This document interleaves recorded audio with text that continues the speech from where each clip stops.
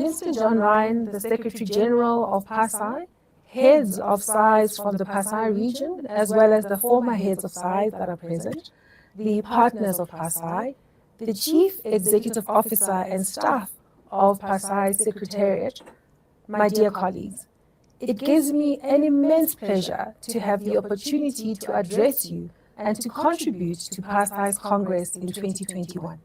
Unfortunately, the time zone difference prevents me from joining you live. Nevertheless, it is a privilege and an honor to be able to join you today via this recorded message. Sincere congratulations on this significant milestone that you reached a year ago, that of PASAI's 10th anniversary. You can be proud of PASAI's achievements over what is a relatively short period. While the average size of PASAI's members may not be the biggest within InterSAI, PASAI has certainly established a strong presence within our global community. This is demonstrated by the substantive contributions that PASAI makes at regional forum discussions in InterSAI, by the good example you've set in your strategic planning, by your responsiveness to your members' needs, and by the guidance materials that you regularly make available to your member SAIs. This is indeed exemplary. In line with the leadership theme of your Congress, I will share some insights on leadership responses to the current challenges of the COVID-19 pandemic that I've come across in my own country and across the InterSAI community through my role as the chairperson of the Capacity Building Committee. I will also briefly address the importance of supporting the professional development of our staff, and in particular, the women in our teams. The COVID-19 global pandemic dramatically interrupted the normal operations of supreme audit institutions across the world. As SAIs, and specifically as the leaders of SAIs, all of us were challenged to step up and ensure that our institutions continued to add value and remained relevant during these difficult times. The impact of the COVID-19 pandemic on economies across the globe has been dire, with businesses having to close, unable to continue delivering on their business objectives. Many jobs were lost, and livelihoods were negatively impacted. The past 14 months have been extraordinary, and supreme audit institutions were not immune to the various challenges. It has been our duty as leaders to ensure that we minimize the hardships on our people, ensure that we maintain business continuity, and most importantly, be deliberate about maintaining the ability of our institutions to add value. In South Africa, we realized that we had to continue to achieve outputs even greater than what we had achieved in previous years, without compromising on our standards. As infection rates increased, we had to find ways to keep our staff motivated and keep them safe. We also had to accelerate our technological advancements to enable different ways of work. This required agility, adaptability, and perseverance. We had to ensure that we remained relevant to society in the midst of the crisis. In March 2020, the President of the Republic of South Africa announced a total lockdown in response to the rising infections. In the following month, he announced a 500 billion rand emergency relief package to fund the health response and the relief of social and economic distress caused by the drastic measures that government was taking to contain the spread of the virus. Not long after this, the President approached the SAI of South Africa with a request that we audit the expenditure related to the emergency. It was understandable that quick actions were required to save lives and livelihoods. However, the easing of controls, the streamlining of processes and procedures to respond to the crisis exposed the government to heightened risk of misuse or abuse of public resources. In response, the SAI of South Africa decided to audit the key relief initiatives. And we did this through special real-time audits, which we conducted using a hybrid method of technology and manual auditing where possible. We decided to combine financial, performance, and compliance audit methodologies. We then deployed multidisciplinary teams comprising our specialists in investigations or forensics, which allowed for far more extensive risk assessments.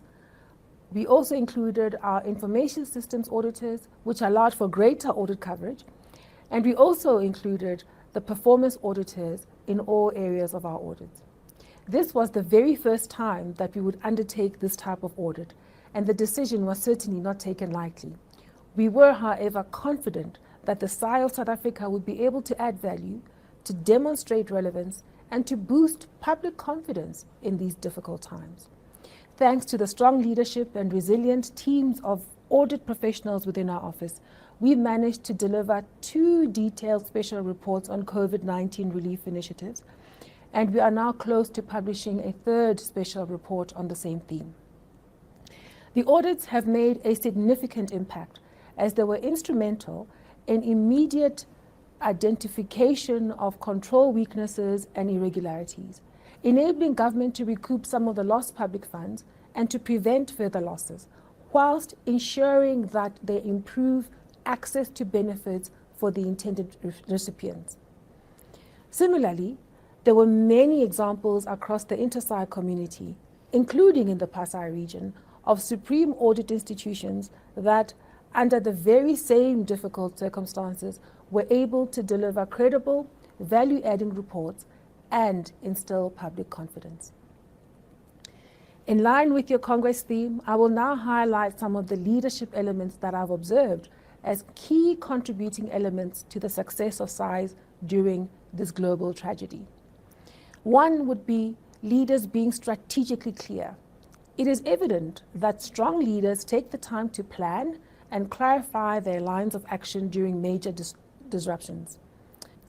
Many SAI leaders used the first few months of the pandemic to decide on what to prioritize, to clearly communicate this both internally and externally, and to resist taking up everything despite the many and high expectations from numerous stakeholders.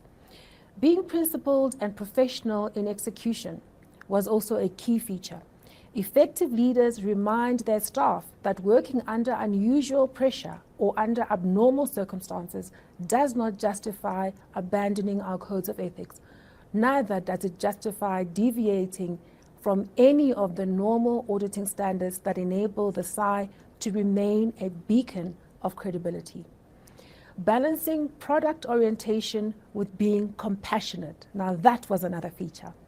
While it was clearly important to produce value-adding reports and to do so in a timely manner, good leaders acknowledged the vulnerability of their staff in these difficult times and the need to be available and visible to their staff more than ever before. Another feature was about acting with resilience. Now that was an important leadership trait that we observed. Leaders who were adaptive in the way they planned, organized, sometimes reorganized, and executed. Leaders who demonstrated optimism throughout, who were solution-orientated in the face of difficult circumstances, and who refused to give up until they found solutions. Another trait was about leaders who appreciated the value of partners and of effective collaboration. Effective leaders reach out to partners to create synergies and to share information. Many SAIs deepened communication with the likes of the President's Office and the Center of Government Departments. In South Africa, we intensified our cooperation with state agencies responsible for investigations and law enforcement, and we did this by sharing our audit findings, our risk indicators, and our data analytics. A number of SAIs also discovered the value of tapping into the rich information that civil society organizations have to share. And finally, effective leaders use the lessons learned during this crisis as an opportunity to plan for a better future by being more deliberate in areas such as intensified professionalization of their workforce and by making their institutions more future-proof. For example, by speeding up the digital migration and speeding up the building of remote auditing capabilities. I turn now to a subject that I'm passionate about, that around the development of women professionals. It's a subject that I care about, and it's one that I have immense experience on, and I'll share why I say that.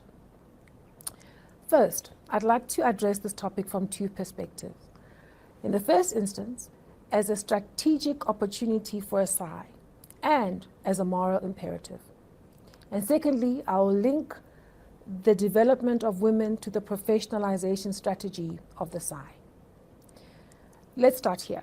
Supreme audit institutions need more women leaders. Not only is it a moral issue, but we need women leaders because it simply makes business sense. An abundance of research points to the fact that globally, institutions that have better representation of women on their executive and on their governance structures tend to perform better and to sustain good performance over time. As the world grapples with the uncertainty and the turbulence that has now become our norm, all institutions must find the very best talent available to lead and to manage them. SAIs are no different. And this is especially so in the context of our shared ambition on value and benefits as set out in our SAI P12 standard. In our quest to be relevant and to deliver lasting value and benefits to citizens, whilst serving as role model institutions, we have to find ways to improve the participation of women across the different levels of our institutions. An obvious solution to strengthen SAI management capabilities is to do more to empower women and to ensure that women advance to managerial and leadership positions. The SAI of South Africa has been on an intentional gender transformation journey for many years now, and that effort is bearing very strong results. Today, women represent 56% of the AGSA workforce, which mirrors the demographics of our country. Today, the AGSA is women-led, with our executive committee boasting 54% women representation. This is a stark difference to just a quarter of a century ago, where there were absolutely no women in the top structures of our office. Our achievements are a reflection of deliberate and persistent effort to align intent and action. We walk the talk, and we do this through our recruitment, development, and promotion practices. We also do so through a steady investment in creating the right organizational culture that allows women to thrive. This set of achievements did not arise without concerted and sustained effort from all of us within the leadership of SAI South Africa. And this was combined with and supported by clear policies that have been clearly and closely monitored and enforced in a constructive way. My commitment and that of my colleagues at senior leadership level, both female and male, has certainly made a difference.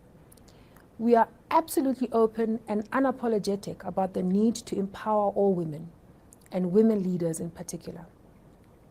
I'm especially pleased that the number of women that we have in leadership positions is because they have demonstrated authentic leadership by consistently showcasing strong technical and leadership competencies as audit professionals in the tough world of public sector auditing. These strengths, coupled with their resilience and their ability to move our organization forward, this has enabled our women leaders to make their mark in our office and indeed in the broader auditing profession. I deal now with the development of professionals. For more than 2 decades, SAI South Africa has been driving an ambitious and long-term professionalization strategy. And we did this because we know that the quality and impact of our work is so dependent on the capabilities and competencies of our people. The following are some of the main elements of our own professionalization journey and things that we introduced way back then. First of all, we raised our minimum qualification requirements in the office, and we inspired and assisted the incumbent staff to study. we started driving a high-performance culture through an intensive transformation and employment equity program. We also introduced a successful graduate training program, which was done following our office being accredited by the professional body, the South African Institute of Chartered Accountants. We established a dedicated technical support function, as well as a robust quality control function. And this included external quality reviews, and we took measures to ensure the implementation of and adherence to the very highest standards of ethical conduct. Over the last 10 years, especially over the last 5 years, we started to reap the benefits of this professionalization journey. Currently, a third of our staff are qualified audit professionals.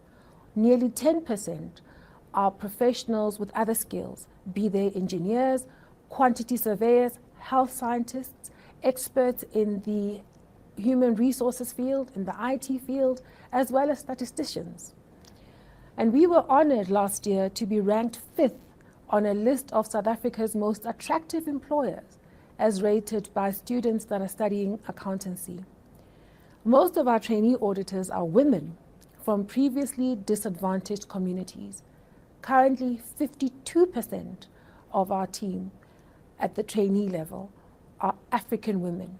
And this supports our vision of growing the number of women professionals within the organization and for the benefit of the profession, of the private sector, and the public sector. Now, whilst we retain a significant number of the professionals that qualify through training in our office, many of them go on to build their careers in both the private and the public sectors. And we support this because it is our contribution to building the capacity of the public sector and indeed of the country. In conclusion, I hope that my input would have contributed and enriched your engagements, and I equally trust that you will indeed have fruitful engagements for the remainder of the Congress as you deliberate on the importance of leadership to realize the full potential of PASAI as a body with great potential to strengthen accountability in the Pacific region and to be a leading region within SAI. I do hope to join you in future, a future without COVID and a future that we all yearn for. I do look forward to our continued cooperation. I thank you for your kind attention.